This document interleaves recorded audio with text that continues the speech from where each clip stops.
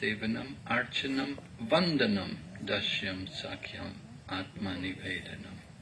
So this is the place of Vandanam, offering prayers.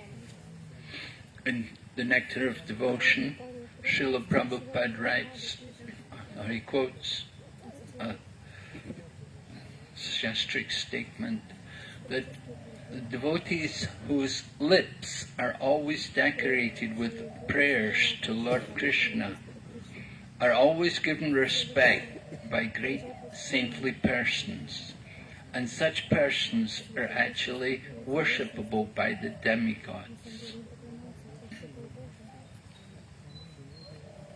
We should know the importance of chanting the Mahamantra. Generally, we think the Mahamantra is also a prayer, right? The great prayer. Of course, mantra means to free the mind, but it's also a prayer for deliverance. Srila Prabhupada gave us the meaning of the Mahamantra that, O Supreme Lord Krishna, O Supreme Lord Rama, O Supreme Energy of the Lord Hari, please engage me in your service. So it's a prayer, but we should also understand it's the answer to our prayers as well. That is a wonderful feature of chanting the Mahamantra, that it's both a prayer to the Lord and it's also the answer to our prayers. Why? Because when we are chanting the Mahamantra, we're engaging in the service of the Lord. That is the best prayer we can make. We know materialistic people have many prayers. They will come and pray, oh, give me money, oh, give me a wife, give me a husband, give me a nice home by the sea, Om Jai Jagadish Hare. You know that prayer? Something like that. So, praying is taught to us by Chaitanya Mahaprabhu also. We see in Shikshastikam, he teaches us not to pray for these material things. He says, Na danam, na janam, na sundarim, kavitam va jagadisha kamaye, mama janmani janmanishware, bhavatad bhaktir ahaitakitaye. O Almighty Lord, I have no desire to accumulate wealth, nor do I desire to have any number of followers or to enjoy the opposite sex. I simply want your devotional service, birth after birth. So Prabhupada points out that Chaitanya Mahaprabhu teaches us that devotees do not even pray for liberation. We simply ask devotional service, birth after birth. There was a nice pastime in Srila Prabhupada Leela. Of course, later on we're going to be speaking more on Prabhupada Katha, but it's very relevant here in this particular place because we're speaking about Vandanam. But it happened in the very early years of our movements, like 1966. Srila Prabhupada was residing in 2nd Avenue, New York, and there was one colored American gospel singer. Gospel singer means, he was Christian, and he was a Negro man, and he was very famous actually. His name was the Reverend Gary Davis. And he was a recording star. He had many record albums of his singing gospel songs. He's a well-known man. So he came to meet Srila Prabhupada, and he was asking Prabhupada, he said, Swamiji, he said, I want to ask you, he said, what to pray for? He said, people come to me, They have so many prayer. They want this, they want that. They're all coming with their material desires. We say, I don't think this is what prayer is really all about. But what should we pray for? It wasn't known to him. Although he was himself a man of God, he dedicated his life to singing about God and praising the holy life. But when it came to understand the real purpose of prayer, he was lost. And he asked Srila Prabhupada, what should we pray for? And Srila Prabhupada explained to him. He said, yes, he said, this is a very good question. We should know that actually what we need to pray for is devotional service, the service of the Lord. Apart from that, nothing else is worthy of prayer.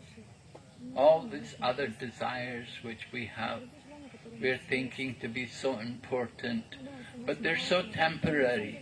They're all finished with the material body. Why worry about them? Ultimately, you get something and it's finished.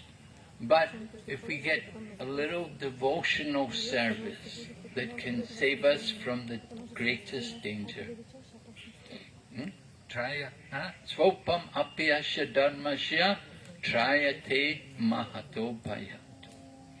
In this endeavor, there is no loss or diminution, and a little advancement can save us from the greatest danger.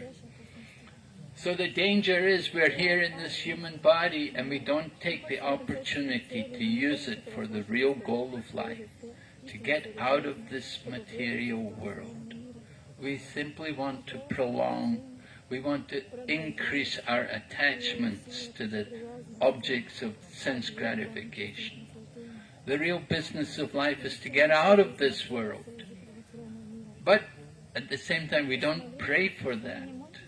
We can do. Prabhupada would sometimes say, I remember there was one lady, it was many years ago, her name was Gauri Devidasi. This was in New York in 1970s, early 1970s, and she had developed a terminal disease. She was leaving her body, but earlier she had been a very active book distributor. So it happened that before she left her body, she got an opportunity to meet Srila Prabhupada. And she said to Prabhupada, she said, Prabhupada, I'm just praying that I can take birth again and come back and distribute your books. But Prabhupada looked at her and said, that's all right, that's not necessary. You just go back to Godhead. So sometimes Prabhupada would say, just go back to Godhead. But other times we learn that it's not really proper to pray to go back to Godhead, but rather what the devotee really wants is devotional service, birth after birth. Wherever it is. It may be back to Godhead, it may be here. There's no difference. This is back to Godhead if you're engaged in devotional service. This is the goal of it. This is the real prayer. So we just pray on this Parikrama, visiting these holy islands. Our constant prayer is that we can always stay engaged in your service and remember the lotus feet of the Lord. Then our life is successful. And the way to do that? Chanting the holy name, constant kirtan. Chaitanya Mahaprabhu said also, Shikshastikam kirtaniya sadahari. Always chant the holy name. I was with Radhanath Swami one year on Govardhan Parikrama, and he was lecturing to his mass of followers. You know, he always has huge crowds and he was telling them very powerfully, he was telling them, don't talk to each other. Just chant the holy name. that is the prayerful mood. You know, it's very important for us to fix our mind on going back to Godhead, being with Krishna. And the way to do it is by chanting the holy name.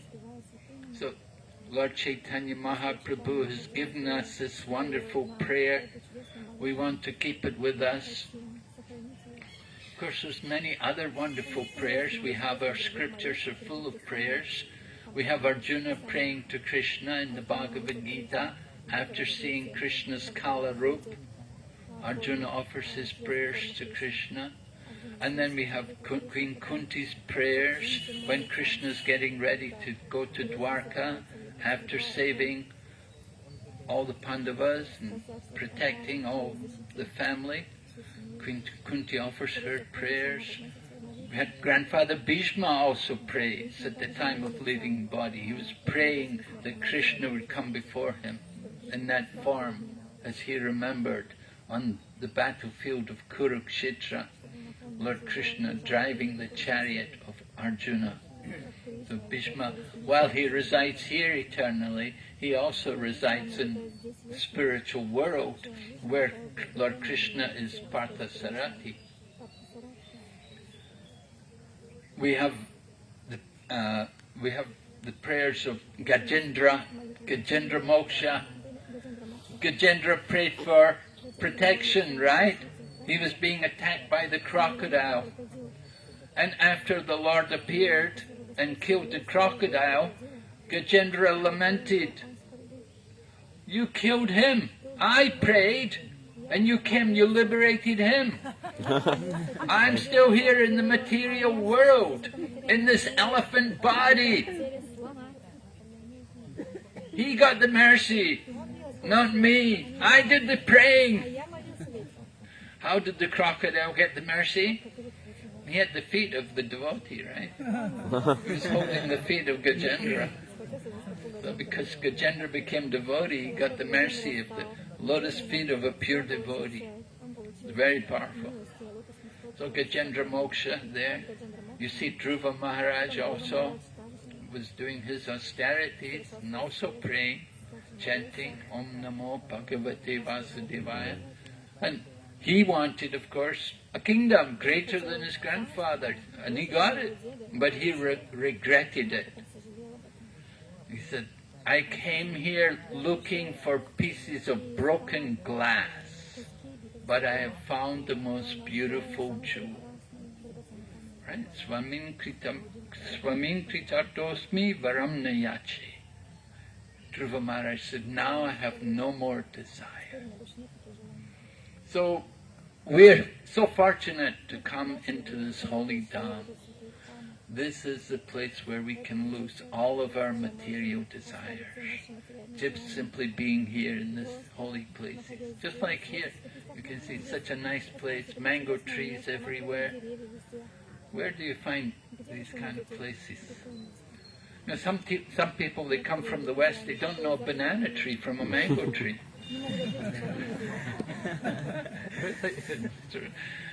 And they don't know what's a cow and what's a goat.